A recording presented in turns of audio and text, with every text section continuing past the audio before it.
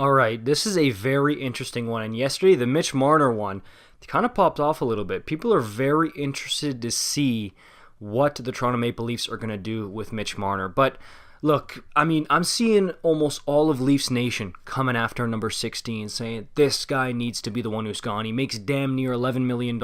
He doesn't perform in the playoffs. He's a hometown kid who crumbles under the pressure of playing for his hometown team. He can't do it. Get somebody else. But there are also some other pieces there that I very well think could be moved instead of Mitch Marner, because we know how NHL GMs are. They're very, very reluctant to trade their top elite talent players. Very reluctant. Like, it takes years and years of heartbreak and disappointment before they trade a big name guy. And Leafs fans would argue, hey, how many more heartbreaks do you need, man? We've had so many. It's time. And to that I would say, okay, but what if Mitch Marner, let's say Marner gets traded to, I don't know, the Dallas Stars, okay, and he goes and he wins a cup with the Dallas Stars. In Toronto, you will never hear the end of that. And that's why this is such a slippery slope here. And I'm seeing a lot of people saying trade Marner for a defenseman.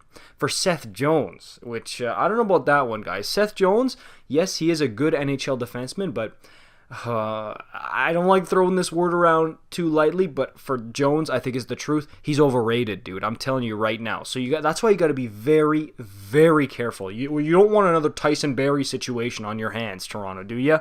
So that's why it's a tough situation. And look, there's always a sacrificial lamb when you have a season like this. But when you've had, 5 seasons like this, somebody big is going to be off the books here in Toronto. Whether it's Marner, whether it's Morgan Rielly, who I think only has one more year on his contract, or William Nylander, the name that's been floated around for years now by Torontonians that they want to move. And this is a tough one, right? Because who showed up the most out of the big three in the playoffs? Wasn't Auston, it wasn't Mitch, it was number 88. Okay, and that's why this is such a tough thing, because he played so good in this playoffs. I would argue that other than Jack Campbell, William Nylander was the Toronto Maple Leafs' best player this entire playoff run. And that's why this is a really tough thing, because on the one hand, you want playoff success. You're chasing playoff success, and Nylander stepped up to the plate here. But Mitch Marner also gives you 95 points in the regular season, right? So that's where you got to gauge it. Like, what do you value more? Because what's Nylander going to get? 60, 70? If he's having a real heater of a season, he'll get you 80 points. But in the playoffs, he stepped up. But Mitch, it's almost the reverse, right? In the regular season, he goes bananas, goes nuts, gets 90 points. I see this guy, he could be a 100-point player in the future here, but does that really mean anything, Leafs fans? Does it? Right? I mean, if you have another heartbreak like you just had, does that really mean anything? And as far as Morgan Rielly goes, I mean, Leafs fans can argue about that one till the cows come home. Is he a number one defenseman or not? But to me, he played like a number one D-man in this playoff series. He was very, very good. I don't know if you touch him unless you know for a fact you have a number one guy coming in who's going to be equal or better than him. Because Rasmus Sandin, who a lot of Leafs fans were saying he's going to take the torch from Morgan Rielly, that ain't happening anytime soon. So you need Mo. And unless you're getting somebody better than him, it's very, very risky to be moving him. So I definitely think this is a two-horse race between Nylander and Marner. Which one of the big names are going to get moved? I think Auston is safe because Auston is a centerman.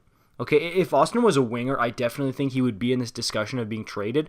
But just by virtue of being a big centerman down the middle of the ice, I think he's safe. So between Nylander and Marner, who is going to get moved? That is a tough one here. And is Kyle Dubas even going to keep his job? We don't even know if he's still going to be the GM of this team.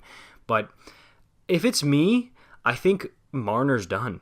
I really do. And I never, ever would have said that. Even last week, I never would have said that.